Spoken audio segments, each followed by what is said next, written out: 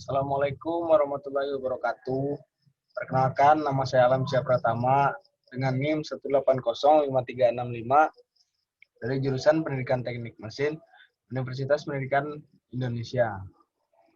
Oke, baiklah kali ini saya akan meresume pertemuan kedua dari mata kuliah Teknik Pengecoran Logam. Tema yang diangkatnya adalah casting material.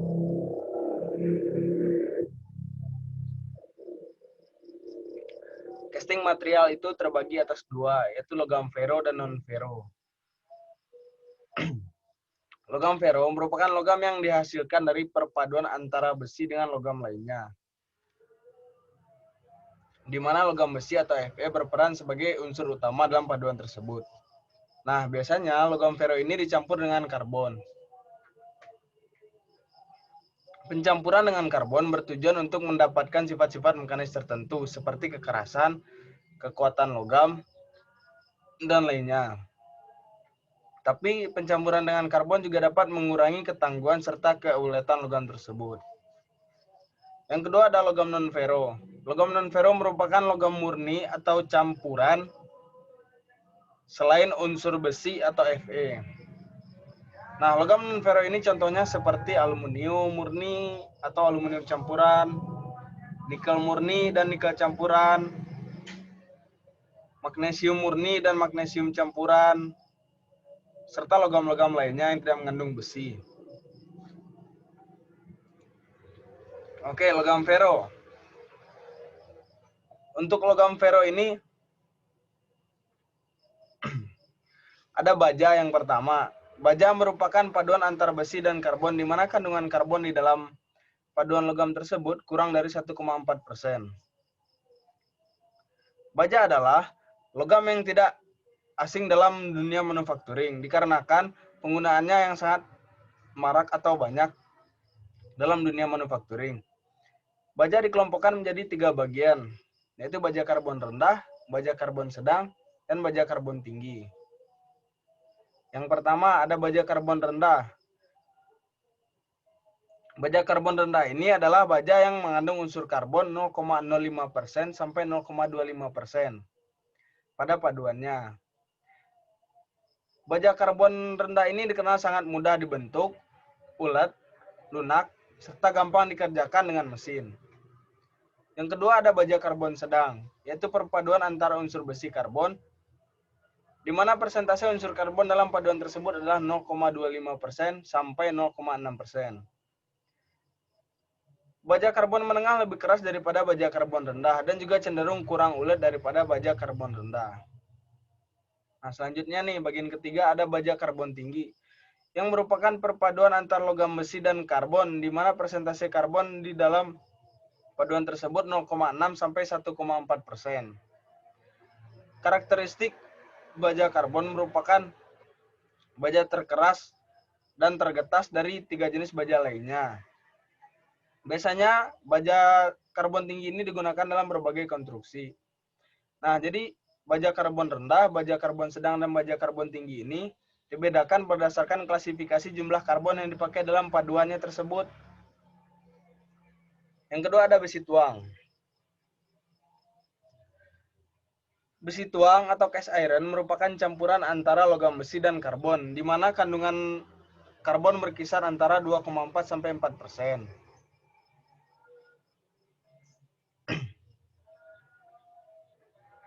Besi tuang merupakan logam yang paling banyak dihasilkan dari proses pengecoran. Besi tuang pun memiliki beberapa jenis di antara.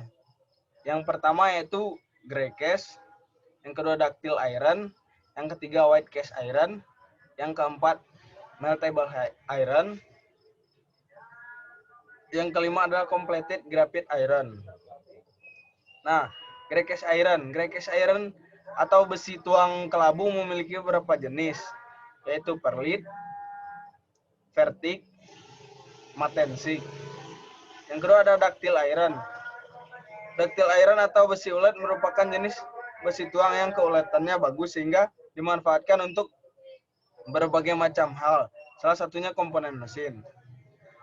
White cast iron merupakan besi tuang dengan tingkat kekerasan serta ketahanan yang luar biasa. Selanjutnya ada logam non-ferro. Logam non-ferro seperti yang saya jelaskan tadi adalah logam yang dimana tidak terdapat unsur besi di dalamnya. Yang pertama ada aluminium. Aluminium di sini adalah aluminium murni maupun aluminium campuran. Sedikit penjelasan ya tentang aluminium. Aluminium merupakan logam yang ringan dengan daya hantar listrik yang cukup bagus. Aluminium juga banyak dimanfaatkan dalam konstruksi-konstruksi ringan. Aluminium akan memiliki sifat yang lebih bagus jika dicampur dengan logam-logam lainnya. Nah, pencampuran logam-logam lainnya itu diantaranya adalah Cu, Mg, Si, Mn, dan lain-lain. Campuran antara aluminium dengan logam-logam lain itu bertujuan untuk mendapatkan sifat-sifat mekanis tertentu, diantaranya ketahanan korosi yang baik, serta koefisien muah yang rendah. Nah, aluminium ini berdasarkan campurannya juga terbagi beberapa macam. Yang pertama, duralium. Duralium ini biasanya digunakan untuk material yang menerima beban berat. Yang ketiga, ada hidronalum. Biasanya hidronalum ini diaplikasikan pada daerah-daerah yang bersifat korosif tinggi atau biasanya untuk melapisi bagian bawah kapal. Yang ketiga ada silumin. Silumin ini biasanya diaplikasikan untuk material yang mengandung atau menanggung beban tumbukan yang sangat berat, seperti pada velg mobil. Selanjutnya ada tembaga atau Cu. Tembaga ini merupakan salah satu logam non-ferro yang mempunyai konduktivitas listrik yang baik serta ketahanan korosi yang bagus. Tembaga memiliki titik leleh sekitar 1083 derajat Celcius. Selanjutnya ada nikel. Nikel merupakan logam non-ferro yang sangat tahan terhadap korosi. Biasanya perpaduan dengan nikel ini digunakan untuk penggunaan di wilayah dengan tingkat korosif yang sangat tinggi serta perubahan suhu yang tinggi pula. Nah, perpaduan logam lain dengan nikel ini dikenal sangat kuat. Oke, jadi dapat disimpulkan ya, untuk casting material terbagi dua, ada ferro dan non-ferro. Nah, perbedaan antara ferro dan non-ferro ini sendiri dikarenakan kandungan besi di dalam material tersebut. Sekian pemaparan resume dari saya. Apabila terdapat banyak kesalahan, mohon maaf, dan juga terdapat banyak kebisingan, mohon maaf. Wabillahi taufiq wal hidayah. Wassalamualaikum warahmatullahi wabarakatuh.